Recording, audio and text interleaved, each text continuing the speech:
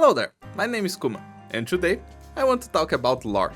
I just finished reading to the Grinning Valley, the mini event for Ray and Warmy, and I'm kinda excited to talk about it, because for the first time in a long while, this event is about the lives of the infected, what Arknights has been about in the first couple years, until they kinda forgot about that and decided to just throw away whatever cool story they could think about. It is nice to see an event talking about Originium one more time. So let's get started. In the beginning, the whole story is about Warmy just living with Lance. This is a new NPC that was introduced in this story, and you can see that she has a very nice design. It looks like she was made to be prepared to be an operator in the future. Although I wouldn't imagine that she's gonna stay in NPC jail, basically forever. We have some other characters that are just like this. Speaking to you, Monch and Doma. But anyway, let me set the stage for you. Lance is a trucker. She has a bus and she takes passengers from one place to their destination. The problem is that her bus is a little bit too old and its generator is kinda going bad. So the bus is gonna be taken out of commission after this last ride that Lance is gonna take. Living with Lance inside the bus and hidden from everybody else is Warmy, who is just a cute infected kid. And also, Warmy's name is actually Potlid, as we can see in the story. So I'm just gonna call her Potlid from here on out. Potlid was just an orphan, until she was taken by Lance to live with her. And Lance only decided to take a kid in because she is trying to win a bet against her friends. Because Lance's friends think that Lance could never take care of a kid because of her personality. So Lance just went to the streets, found an orphan, and decided to make it her own daughter. But at the end it worked, because today Lance actually loves Potlid. She could never imagine the thought of leaving her behind. She even refers to her as her own daughter. So in the end everything worked out. But of course, this story being about the infected, Potlid is an infected, and she lives hidden inside the bus, nobody knows she's there. But okay, that's the stage set, we go on our last trip. And we don't really go that far, because Ray is introduced. And Ray just decides to hijack the bus, because she wants to steal a bus and go to the Grinning Valley. Look at that, we got to the name of the event already. But yeah, Ray just hijacks the bus, she points her crossbow to Lance's head, she tells all the passengers to get off the bus, because she doesn't really want to take hostages, she just wants to take a ride. And of course, we have a story to make. So Lance and Potlid do not leave the bus, they go with Ray. But we also have a secondary character that comes with us. It's Jerry. Jerry is just a generic guy that is here just to fill in the story. I'll tell you about Jerry in a minute. For now, let's talk about Ray. Ray is trying to go to the Grinning Valley because she has some voices in her dreams to talk to her. Yeah, she's kinda crazy. But also, she thinks who's talking to her is a Faramut. And she wants to find that Faramut to tell it that it saved her life. She's trying to find its light again or something like that. The thing is, Ray is also an infected, and whenever she has those dreams with this Faramut, she feels like her symptoms just alleviate for a moment. So that's why she feels good about it and why she wants to find this thing. As for the rest of who she is a pit sinker. She's basically someone who goes down the mines after they finish mining it and tries to scrap whatever thing they can get so that they can get some money out of the owners of the mines. To help her with her job, she has to use a sand beast. Sand beasts are just small cats that can breathe from their backs. What is fun is that characteristic is exactly what makes them good to help a pit sinker. Because when you are down the mines, you obviously can find situations where you are surrounded by poison gas, and that would simply make you die. So having a sand beast with you, who has a very sensitive respiratory system, will just make so that you can easily detect poison there by sacrificing the sand beast. It breathes in the poison there, its blood vessels change color, and you just get out of there. And sadly, the sand beast dies. We even see a flashback of Ray seeing its first sand beast die. And she was super sad because she tried to treat it, she tried to give medicine to it, but nobody even sold medicine for sand beasts, because it is not a common practice to just keep them as pets, they are just tools for the pit sinkers. But at the very least her new sand beast will be safe, because there are simply no more pits for her to go down. She at the end of the event was hired by Rhodes Island. But anyway, we have Ray, Lance, Potlead, and Jerry traveling in the bus towards the Grinning Valley. Now it's time to talk about Jerry, because Jerry has a stop in this travel where he finds a girl who he falls in love with. There is not much to talk about Jerry, but the important part here, and I'm gonna make this very short, is that Jerry ran off from his wedding ceremony because he didn't want to get married, because it was a marriage that his family tried to push on him. But the funny part is that this girl that Jerry fell in love with is supposed to be his wife right now, who also ran away from her marriage with Jerry, because she also was forced to get married by her family.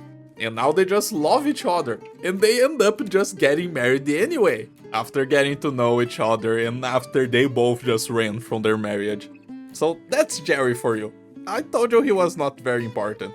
Oh, but also he's kind of a big coward, so he has a couple of funny scenes, but it's not very important. Anyway, let's go back to the important characters. At this point, everyone in the bus is just friends with each other.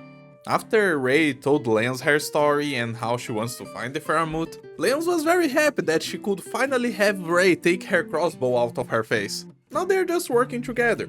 They're buying some supplies to keep up with the voyage so that they don't get lost in the middle of the barren lands with no resources to see. We also get a glimpse of Rhodes Island at this point. We see the Doctor, Amiya and Savage here. And through their interactions, we get a very cool and very important piece of lore. We see the origin story for Amiya. That's right, our beloved Banui protagonist has an origin story. Now she's not just a girl who spawned from nowhere. She was just a normal girl living here in Ring Billiton with her normal family of dozens and dozens of other Banuis. Many of them actual family members, many of them not real family members tied by blood, but still a family, because they all live together. That's how things work in Ring Billiton apparently. But family or no family, they all were gone after disaster struck and Amiya was left alone. So the Doctor took her in. And Savage even tells us that she was kinda impressed that the old Doctor was taking an orphan in for some reason. But it also worked out at the end, because we know how happy Amiya is today. That's mostly it for the Rhodes Island group. But we also see them helping our main protagonists, because there is a point in the story where Potlead just goes ill. She uses her arts a little bit too much, and she just has the worst arts crash in her life. She's basically about to die. So we have Lance trying to do whatever home medicine she can to keep her alive, even if she knows nothing of that is gonna work. And then we have Ray just preparing for Potlead to explode into a Originium dust cloud. And we cut back to Lance, who is basically crying at this point. She doesn't want to lose her daughter, of course. And then Savage shows up to save the day. She just finds them in the middle of the road. And she's like, hey, we have some tools, we can help, do you need anything? And then Lance is like, get off, I don't need any help, because she's completely desperate. But then Savage just barges into the bus and finds the dying kid, and then they save them, because Rhodes Island has the medicine. So they gave them some quick, some quick repairs, give them the nice medicine to keep her alive for a little longer, and then they just tell her to just bring the girl to Rhodes Island after everything is said and done. And also, apparently, our Rhodes Island characters were not in the middle of the Barrenlands of their own vehicle, because they just start riding the bus with the main characters. So like, who had the vehicle? Were they without a car in the middle of the Barrenlands? How did they have tools? That doesn't matter, let's just forget it and focus on the rest of the story. So now we have the entire Rhodes group and the entire protagonists. Everyone is together in the bus. And we are finishing our ride to the Grinning Valley, because Ray still has to find the Faramut. So at some point they stop another place, and Ray just starts wandering off. She doesn't even know she's wandering off, she's like in a trance or something. So Rhodes' group just goes after her because they don't know why she's walking so long. But like, they walk for a long time and they never catch up to her, they just keep looking at her from a distance. Some of these scenes in this event don't make sense. Let's just ignore this one as well. Anyway, Len sees that they are going too far, so she runs after them, and then she just shows some meteorological readings from her equipment, and the doctor just sees that they have a catastrophe to run from. A catastrophe is coming, and they gotta get out now. So they start running back. But here's the thing, Ray stays behind, because Ray found a family of sand beasts. She wants to save the sand beasts from the catastrophe, so of course she's gonna stay behind and use her body to protect them.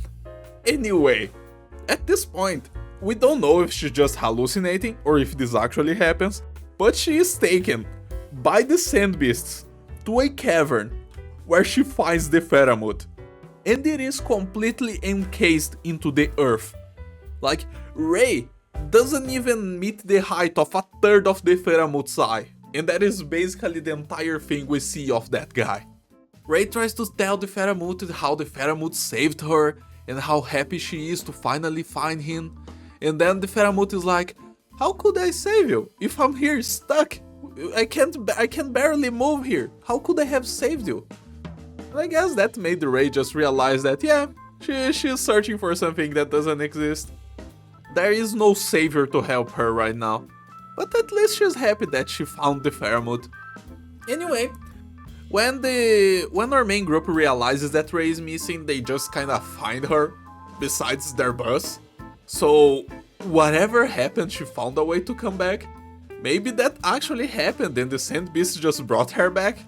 Ray is just crazy, I'm telling you. Everything that goes around with this girl is just a bunch of things that don't make any sense. But whatever happened, the main group never actually gets to the Grinning Valley, because apparently the Grinning Valley has been completely obliterated by Originio. Like, everything there is just a bunch of Originio. So they can't really get in. So they just go back. They take Potlead to Rhodes Island so they can treat her. Lance buys a staff for her so that she becomes a proper caster and she can stop dying from using her arts. And she gets some training on how to properly use it. But they go together. Potlead doesn't really stay in Rhodes. She just goes with Lance, she goes with her mother, to do their own adventures, to live their lives. As for Ray, she gets hired to Rhodes Island as a pit sinker, because apparently that's what she wanted to be hired as, even though there are no mines to sink into Rhodes Island. But that doesn't matter, because there is another very cool scene that we have at the end, where Ray is talking to the doctor and to Amiya because she's a new hire and stuff like that, but Amiya ends up getting a glimpse of a memory. And the doctor even asks Amiya like, wait Amiya, who are those memories that you just saw? I don't know why he asked that, but he did. And turns out that the memories that Amiya saw were memories from Teresa, from the times that they were still building Babel. And the memory that Amiya saw was from Teresa helping out Ray, because Ray helped some of the Sarkaz as well. So like, the Pheramut that Ray thinks she saw when she was little, it's actually just the land ship, but before it was completed. It's kinda crazy actually. But yeah, I gotta say, I kinda enjoyed this event, but it wasn't one of the best events that Arknight has ever made. For example, Jerry was a funny character, but he wasn't really important to anything. It's unlike Trilby Asher from the Rides to Lake Silvernear Hearts, where Trilby Asher was a very funny character, but he was also part of the plot. Jerry is there just to be funny, he doesn't exist. So as much as I enjoyed seeing him do the funny thing, I kinda feel like I lost some of my time reading his part in the story. But anyway, the rest of the characters were actually super cool. As much as Ray isn't as big of a character in the game, I think she had enough lore for me to like her.